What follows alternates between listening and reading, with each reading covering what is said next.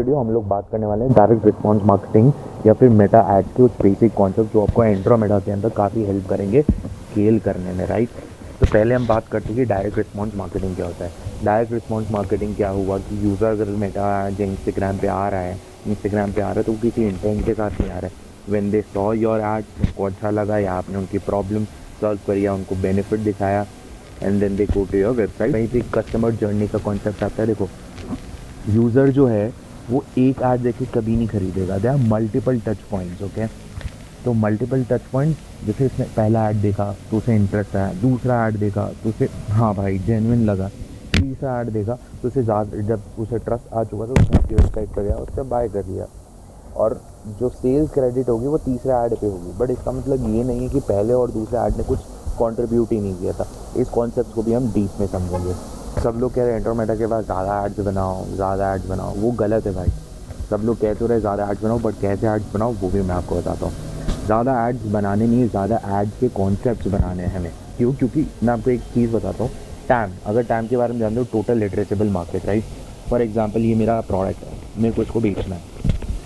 तो जो street wear के अंदर इंटरेस्टेड है, जो फैशन के अंदर इंटरेस्टेड है, वो भी खरीदेगा, राइट। बट जो स्पोर्ट्स वेयर के अंदर इंटरेस्टेड है कि भाई मैं जिम जाता हूँ, जिम में मैं कंप्रेशन पहना, उसके बाद मेरे को रिलैक्स पहनना है तो कूल टी शर्ट चाहिए, राइट, वो भी आपका टोटल एड्रेसेबल मार्केट है, राइट। तो जो फैशन के अंदर है वो भी आपका मार्केट है, जो जिम जाते हैं वो भी आपका मार्केट है, राइट। तो आप दो डिफरेंट एंगल से अपने कंज्यूमर को टारगेट कर रहे हो, राइट। तो टोटल एड्रेसेबल मार्केट के अंदर अब एक ऐड जिसके अंदर फैशन वीडियो है, उससे तो फैशन वाला खरीद लेगा, बट जिम वाला नहीं खरीदेगा। जिम वाले के लिए आपको दूसरा कॉन्सेप्ट बनाना पड़ेगा, दूसरे बेनिफिट बताने पड़ेंगे कि भाई ये रिलैक्सिंग है, बैम्बू है, अगर आप जिम सेशन के बाद आ रहे हो तो ये पहनोगे तो बदबू नहीं आएगी, राइट। तो these are the problems which can be solve. उस यूज़र की अलग प्रॉब्लम है, इस यूज़र की अलग प्रॉब्लम है, इसलिए हम दो डिफरेंट ऐड के कॉन्सेप्ट बनाते हैं to test it out. This is what the Andromeda is. अब नाउ ये आपको समझ में आ गया। अब आपको एक कॉन्सेप्ट और समझने का है। तो आपने एक चीज़ और नोटिस करी होगी, आप 10 ऐड रन करते हो, उसमें से 3 आपको सेल ला के देते हैं और 7 आपको सेल ही नहीं ला के देते। तो आपका यूजुअल रिस्पॉन्स क्या होगा कि 7 को बंद करो। पर आप जैसे ही 7 को बंद करोगे तो आपकी जो ये 3 जो कॉस्ट ऑफ परचेज है वो आपकी बढ़ जाएगी। अब क्यों बढ़ जाएगी, उसके पीछे का एक लॉजिकल रीज़न मैं आपको समझाता हूँ। मेटा काम करता है लास्ट क्लिक एट्रीब्यूशन पे। इसका मतलब क्या है, जिस ऐड पे क्लिक करके यूज़र ने खरीदा उसी को वो दिखाएगा, क्रेडिट देगा सेल्स का, ओके।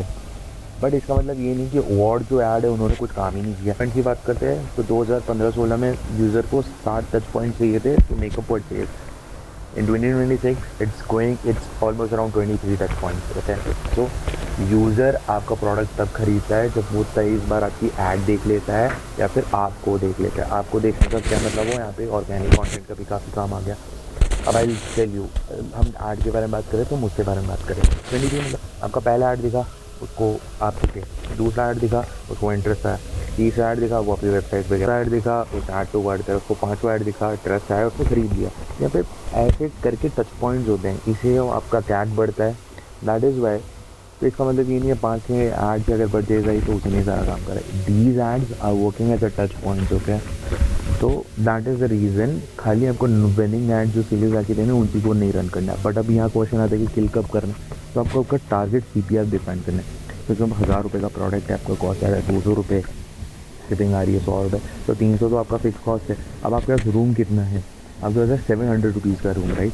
तो आपको इतना एक टारगेट CPR बनाया भाई, मेरे को 300 रुपीज़ को, और वो रियलिस्टिक होना चाहिए कि 300 रुपीज़ मेरे को नेट मार्जिन करना है। तो 400-500 is my target CPR to sell the product, okay.